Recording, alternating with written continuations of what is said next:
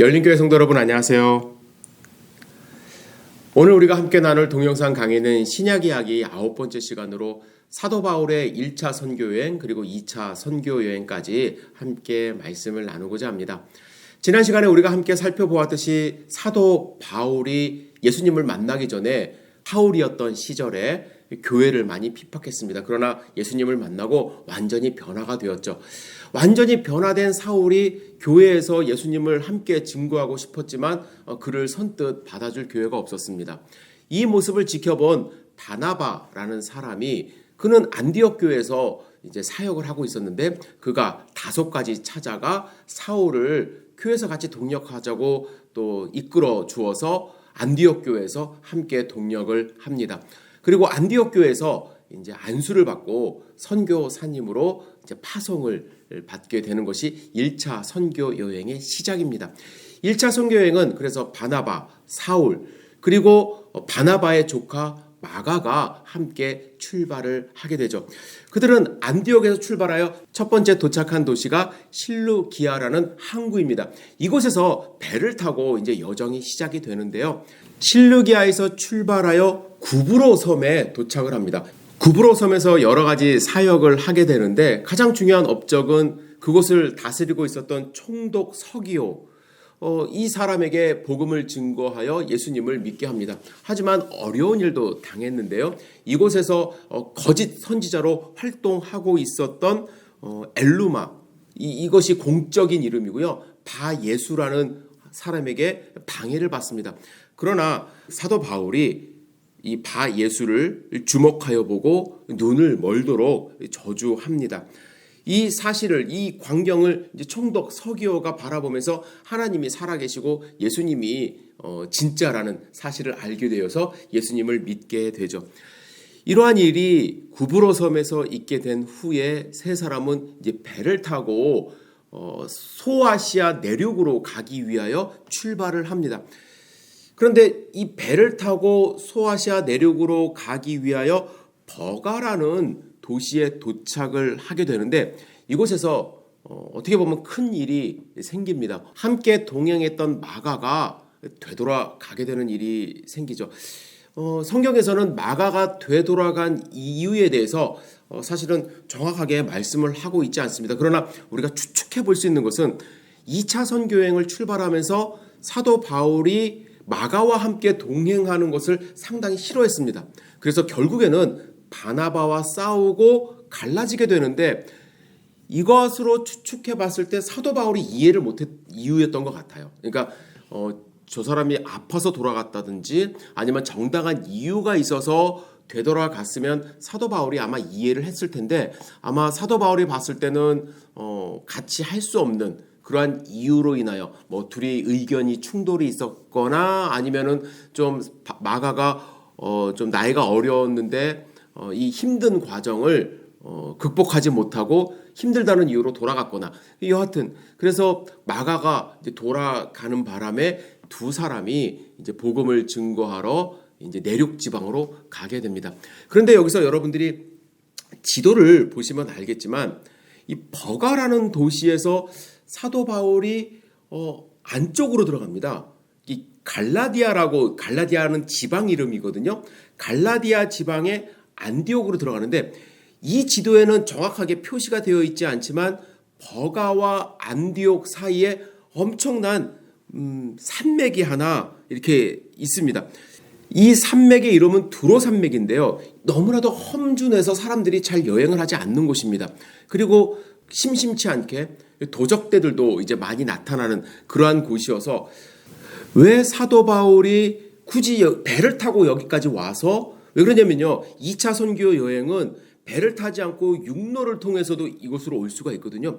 근데 배를 타고 버가까지 와서 그렇게 험준한 산맥을 건너서 갈라디아 지방 안디옥까지 갔을까? 추측해 볼 수 있는 것은 사도 바울에게 어떠한 지병이 생기지 않았나. 그 지병이라는 것이 기후 변화에 따라서 좀 호전될 수 있는, 그래서 풍토병이거나 피부병이 생겨서 사도 바울이 버가라는 지방을 통해서 이제 해안선을 따라서 복음을 증거할 수도 있었는데 그 해안 지방과 완전히 다른 기후를 갖고 있는 갈라디아 지방까지 일부러 험준한 산맥을 넘어서 가지 않았을까라는 생각을 해봅니다. 여하튼 사도 바울은 갈라디아 지방의 안디옥이라는 도시에 가서 이 당시에 안디옥이라는 이름이 상당히 많았거든요. 갈라디아 지방에 있는 안디옥입니다. 안디옥에 가서 복음을 증거합니다. 여기서 이제 안식일에 회당에서 설교하도록 초청을 받았고 그곳에서 구약의 말씀과 비추어서 예수 그리스도를 이제 증거하기 시작합니다.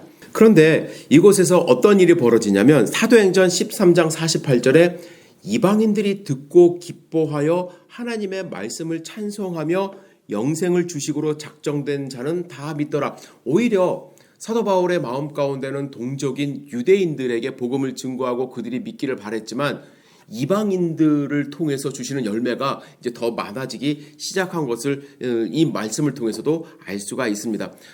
사도 바울과 이제 바나바는 안디옥에서 사역을 마치고 이고니온이라는 도시로 가게 됩니다. 이곳에서 마찬가지로 사도 바울은 유대인의 회당에 들어가서 이제 가르치기 시작을 하는데 유대인들이 처음에 들을 때는 호기심을 갖고 듣다가 두 번, 세 번 들으니까 본인들이 그 동족들이 죽인 예수 그리스도가 주인이라고 우리의 구세주라고 하나님이라고 이제 말씀을 하고 복음을 들으면 들을수록 자기 자신에게 찔림을 받게 되어서 악한 감정을 갖기 시작합니다. 그래서 유대인들이 이방인들을 선동하기 시작을 했고 그래서 두 사도가 좀 오래 머무르는 동안에 이제 도시가 갈라지기 시작합니다. 이 두 사람을 쫓는 유대인도 생기고 또 두 사람을 이제 죽이려고 하는 사람도 생기게 되는 것이죠. 그래서 사도 바울은 이고니온에 오래 있지 못하고 이제 루스드라라는 성에 갑니다. 루스드라에서 사도 바울은 큰 기적과 이사를 행하게 되죠. 나면서부터 안진뱅이 된 사람이 그들을 이제 지켜보고 있자 사도 바울이 그에게 구원받을 만한 믿음이 있는 것을 확인을 하고 그에게 병을 고쳐줍니다. 그래서 사람들이 기적을 보고 너무 놀라서 두 사람이 신이 인간이 되었다라는 생각으로 이제 바나바를 스스 그리고 바울을 허메라고 부르며 이제 경비하기 시작합니다. 그래서 사도 바울과 바나바가 절대로 그러지 마라. 우리는 그런 사람들이 아니다. 하나님은 한 분밖에 없다라고 하면서 복음을 증거합니다. 루스드라에서 1차 선교여행 당시의 기록에는 나와 있지 않지만 사도 바울과 바나바가 복음을 증거하면서 많은 열매가 있었던 것 같습니다. 그 중에 한 사람이 디모데입니다. 나중에 2차 선교여행 때 말씀을 드리겠지만 사도 바울이 이곳에 가서 디모데를 만나 이제 신라와 함께 2차 선교여행을 본격적으로 떠나는데 이곳에서 많은 유대인들 혹은 이방인들에게 복음을 증거하면서 예수 그리스도를 믿게 했던 것 같습니다. 루스드라에서 사도 바울은 어디로 가냐면 더베로 갑니다. 더베로 간 이유가 있습니다. 유대인들이 쫓아왔어요. 이고니온으로부터 와서 사도 바울을 돌로 쳐 죽이려고 했습니다. 사도 바울은 돌에 맞았어요. 그래서 사람들이 그가 죽은 줄 알고 성 밖에 내버렸습니다. 그래서 사도 바울은 그곳을 피신해서 이제 더베라는 곳에 가서 복음을 증거하고 여기까지가 이제 사도 바울이 1차 선교여행 마지막 이제 끝 지점인데요. 여기서 사도 바울은 더베에서 안디옥으로 육로로 다시 갈 수도 있었습니다. 지도를 보시면 오히려 육로로 안디옥 교회로 가는 것이 훨씬 더 편했을 텐데 사도 바울은 육로로 가지 않고 다시 왔던 길을 되돌아갑니다. 전 참 그 부분이 우리가 배워야 될 부분이라고 생각을 하는데 이고니온에서 사도 바울은 죽임을 당할 뻔했어요. 하지만 사도 바울은 그것을 두려워하지 않고 자기가 뿌린 복음이 어떻게 자라고 있는가 또 교회가 세워졌는가 다시 확인하기 위하여 더베에서 완전히 루스드라로 되돌아가고 루스드라에서 안디옥에서 버가 그리고 아탈리아에서 배를 타고 안디옥으로 바로 이제 되돌아오는 것이 1차 선교 여행의 여정입니다. 1차 선교 여행 사실은 2차 선교 여행과 3차 선교 여행에 비해서 좀 짧은 그러한 여정이었지만 이곳에서 사도 바울은 우리에게 그가 행했던 선교 여행의 특징 몇 가지를 보여줍니다. 첫 번째, 사도 바울은 회당 중심의 복음 증거를 시도했습니다.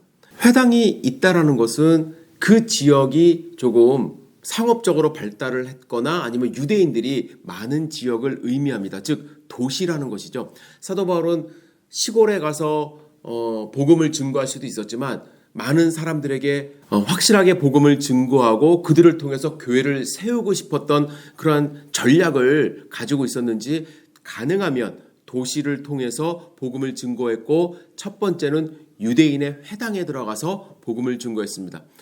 사도 바울이 왜 그랬을까? 유대인들에게 돌로 맞아 죽임을 당할 뻔하기도 했고 또 유대인들에게 많은 배척도 당했는데 왜 굳이 회당을 통해서 복음을 증거하려고 했을까?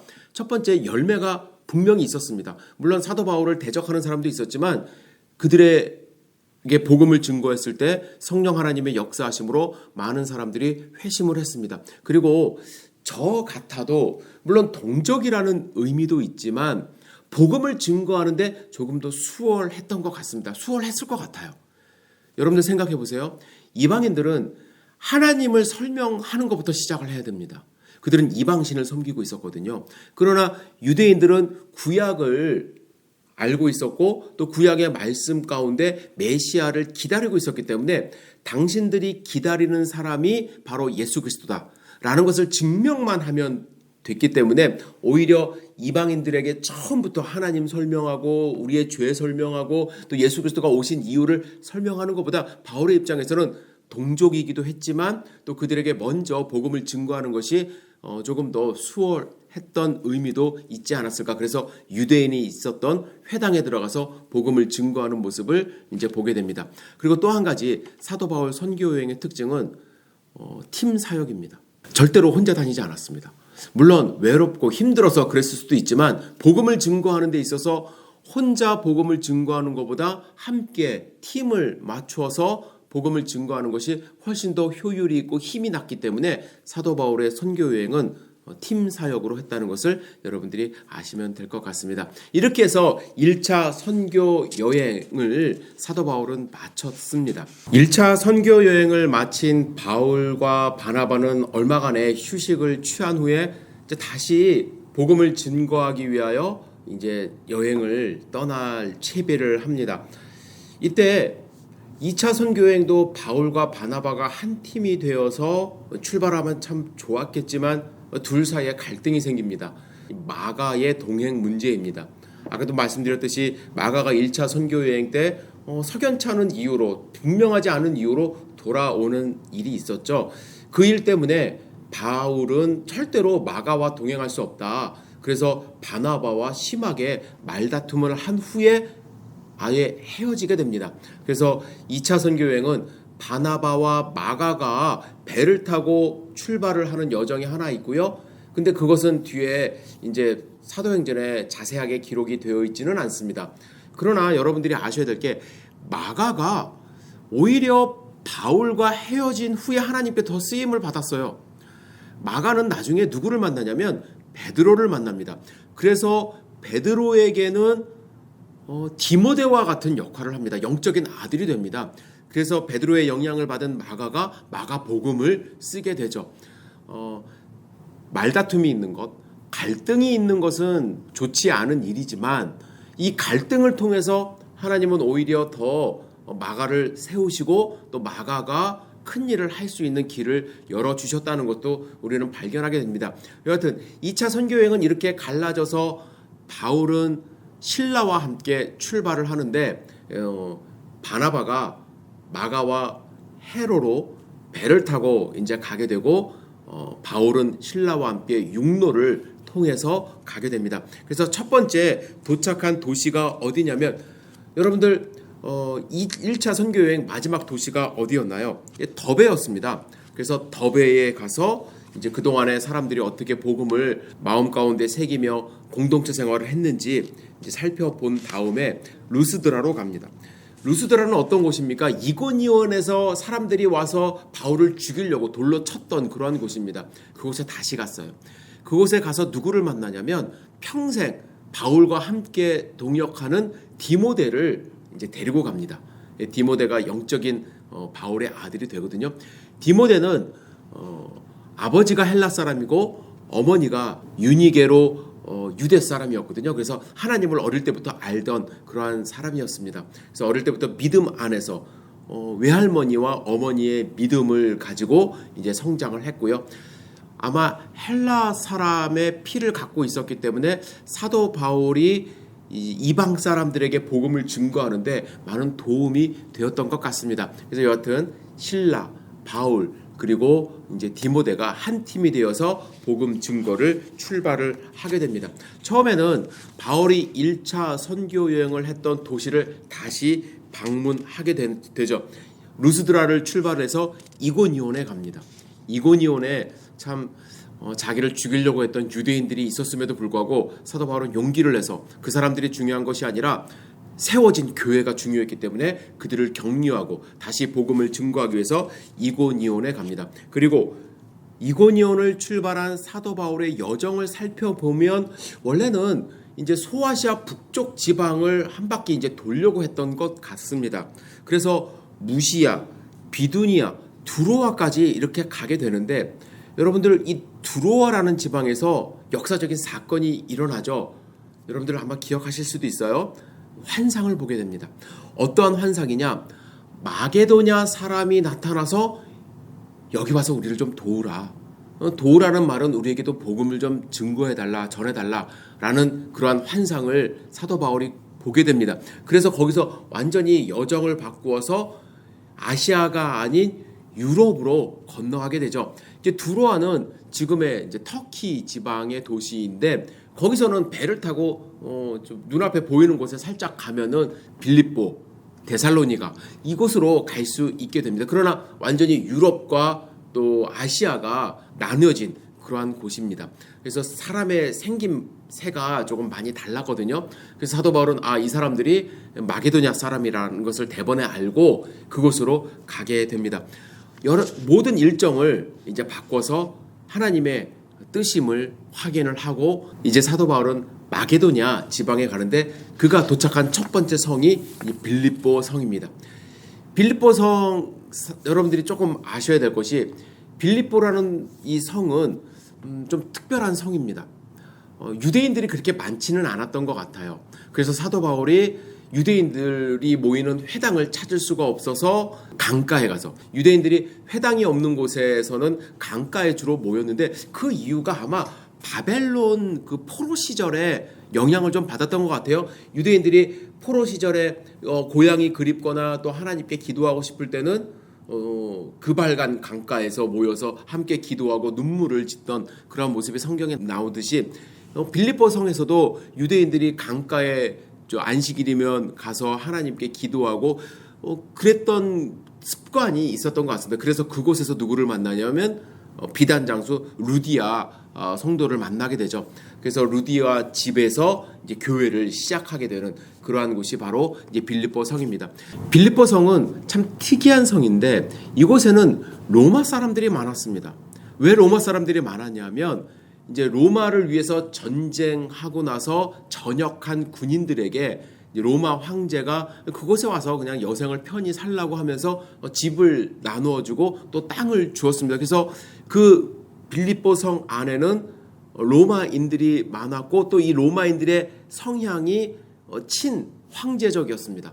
그래서 로마에 대한 어떠한 그 퇴역 군인으로서 상당히 애국심이 있었던 그러한 사람이었는데 그곳에서 사도 바울이 복음을 이제 증거하는데 어떤 일이 벌어지냐면 한 여인을 만납니다.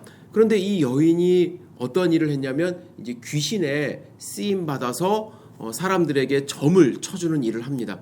그런데 이 귀신 들린 여인이 사도 바울을 따라다니면서 귀찮게 하는데 이 사람들은 지극히 높은 하나님의 종으로서 구원의 길을 너에게 전하는 자라. 이 틀릴 말은 하는 것은 아닌데 사도행전 16장 18절에 보면 이같이 여러 날을 하는지라 바울이 심히 괴로워했다라고 말씀을 합니다. 그냥 옆에서 귀찮게 한 거예요. 복음 증거하는 것을 오히려 방해했습니다. 그래서 사도 바울이 귀신을 쫓아내버렸어요.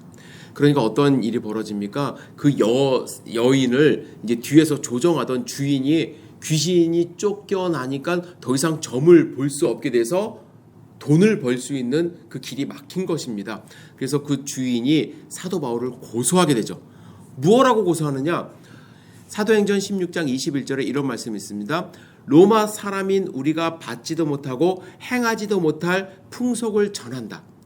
여기서 받지도 못하고 행하지도 못할 풍속에는 세 가지 의미가 포함이 되어 있습니다. 첫 번째, 황제를 주로 고백하는 것이 아니라 예수님을 주로 고백하는 것이죠.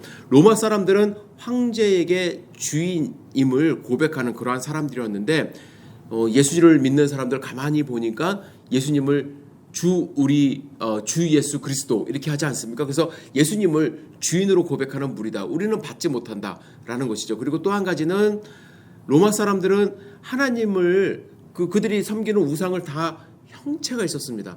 그래서 곳곳에다가 이제 우상을 만들어 놓고 거기 그 사람들을 숭배했는데 이 사람들은 형체가 없는 형상이 없는 하나님을 믿는다. 우리가 도대체 이거를 어떻게 받아들여야 되는지 그들은 알지 못한다고 이야기를 했고요. 또 한 가지는 그들이 모일 때마다 교회를 예수님을 믿는 사람들은 모일 때마다 주님의 만찬을 합니다. 주님의 만찬을 거행하면서 이것은 예수님의 몸입니다. 이것은 예수님의 피입니다. 죽은 사람의 몸과 피를 먹는 그런 야만인이라고 이 사람들은 생각을 했습니다. 그래서 로마 사람들, 특히 빌립보 성에 살던 사람들은 성에 거주하는 야만인이 아닌 도시 사람이라는 것에 대한 상당한 자부심이 있었습니다. 빌립보 성에서 조금만 더 벗어나면 야만인들이 많이 있었는데 그 사람들이 아니라 우리는 법도 지키고 또 생활 풍속도 남다른 그 도시인의 삶을 살고 있었는데 이 풍속을 깨트린다 해서 고발을 한 것입니다. 그래서 성에 소동이 일어나서 사도 바울과 실라 그리고 디모데를 잡아 옥에 가두게 되죠. 그러나 바울은 그곳에서 기도를 함으로써 옥문이 저절로 열립니다. 간수장이 옥문이 열린 것을 보고 자기의 소망이 끊어졌다고 생각을 했어요. 즉 죄수들이 도망갔기 때문에 이제 자기가 처벌을 받아 죽을 거라고 생각을 했지만 바울이 그 안에 있었죠. 그래서 바울이 그에게 복음을 증거하고 주 예수를 믿으라. 그리하면 너와 내 집이 구원을 얻으리라. 이 유명한 말을 남기게 됩니다. 그 간수장이 예수님을 영접을 하게 되었어요. 그리고 나서 부탁을 합니다. 제발 이 빌립보 성에 있지 마라. 빌립보 성에 있으면 분명히 죽임을 당할 거다. 그래서 바울이 빌립보 성을 떠나게 됩니다. 빌립보를 떠난 바울이 이제 도착한 곳이 어디냐 하면 데살로니가입니다. 데살로니가에 도착한 사도 바울은 그곳에는 유대인의 회당이 있어서 회당에 들어가서 예수 그리스도를 증거하게 되죠. 그런데 유대인들이 조금 과격했습니다. 거기서도 한 3일 정도 복음 증거하는 것을 이렇게 듣다 보니까 우리가 도대체 받아들일 수 없다. 그래서 거기서는 여러분 빌립보 성에서는 로마 사람들이 폭동을 일으켰지만 데살로니가에서는 유대인들이 사도 바울을 죽이려고 달려들었습니다. 그래서 사도 바울이 거기서 더 이상 있다가는 이제 목숨을 잃을 것 같아서 도망치게 되는데 어느 곳까지 가게 되냐면 이제 베레아 지방으로 갑니다. 사도 바울이 이렇게 베레아에 도착을 해서 베레아 사람들에게 복음을 증거합니다. 그런데 이 베레아 사람들은 데살로니가 사람들하고 조금 달랐습니다. 그들은 하나님의 말씀이 그런가 그렇지 아니한가 상고하였고 신사적이었다고 이제 말씀을 합니다. 그런데 여기서도 문제가 생긴 것이 베레아 사람들은 가만히 있는데 데살로니가에서부터 유대인들이 사도 바울을 죽이려고 쫓아온 거예요. 그래서 사도 바울이 베레아에서도 오래 머물지 못하고 혼자서 피신하게 됩니다. 그래서 혼자서 어디까지 가게 되냐면 아덴까지 내려옵니다. 그래서 아덴까지 내려온 사도 바울이 그곳에서도 복음을 증거하기 위해서 이제 시내 광장에 나가게 되죠. 여러분들이 이제 뭐 흔히 알기로는 그곳에 이제 신전이 있는 곳 아닙니까? 또 철학의 도시입니다. 그 모습이 사도행전에 그대로 나타납니다. 사도 바울이 아테네에 도착하니까 종교성이 많은 곳이다 라는 표현을 하게 되고 또 그곳에서 철학자들과 함께 논쟁을 하게 됩니다. 그런데 사도 바울이 이곳에 도착을 해서 보니까 오히려 종교성이 많고 철학적인 곳이 자기들의 생각이 뚜렷하고 또 자기들의 종교에 대한 자부심이 있어서 그런지 복음을 잘 받아들여진 것 같지가 않아요. 사도 바울이 이야기를 흥미롭게 생각은 하지만 복음을 받아들여지지 않자 사도 바울이 고린도 성에 가게 됩니다. 그래서 고린도 성에서 복음을 증거하게 되죠. 오히려 고린도성 사람들은 사도 바울의 이야기를 좀 경청을 했고 또 복음을 받아들이고, 그래서 사도 바울이 그곳에서 오래 머물면서 교회를 세우게 됩니다. 이때 한 부부를 만나게 되죠. 아굴라와 브리스길라 부부를 만나게 됩니다. 그래서 그곳에서 천막 만드는 일을 함께 하면서 자비량 선교, 자기가 직접 돈을 벌면서 선교 사역에 매진을 하게 되죠. 그래서 고린도 교회를 세우게 됩니다.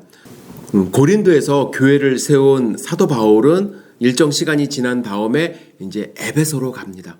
에베소에서도 교회를 세우고 다시 오겠다는 약속을 한 후에 이제 그가 출발했던 안디옥 교회로 이제 다시 돌아오게 되는 여정으로 2차 선교 여행을 마치게 됩니다. 2차 선교 여행에서 얻은 수학이 있습니다. 아주 역사적으로 상당히 중요한 것이죠. 사도 바울을 통해서 유럽에 복음이 전해졌고 유럽 땅에 교회가 세워진 것입니다. 빌립보, 데살로니가, 그리고 고린도, 이렇게 세 지역에 교회가 세워져서 나중에 사도 바울이 그곳에 편지를 쓰죠. 빌립보서, 그리고 데살로니가 전후서, 그리고 고린도 전후서까지 쓰게 됩니다. 그리고 나서 사도 바울은 에베소 지역에 교회를 세우고 3차 전도 여행은 이 에베소 교회를 중심으로 이제 사역을 하게 됩니다.